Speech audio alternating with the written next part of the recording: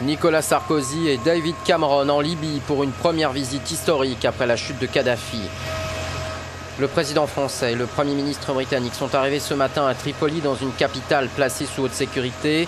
Les deux dirigeants ont été en pointe dans la guerre menée par l'OTAN contre les troupes du dictateur.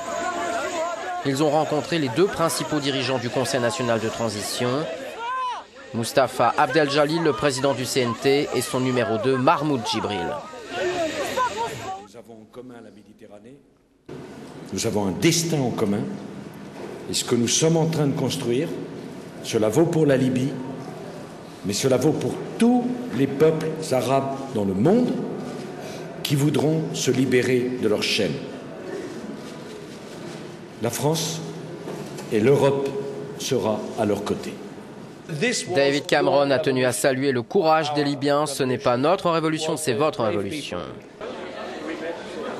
Leur visite intervient alors que Mouammar Kadhafi est toujours en fuite et que le CNT s'apprête à mener des offensives contre ses derniers bastions, notamment à Bani Walid, Sirte et Sebha.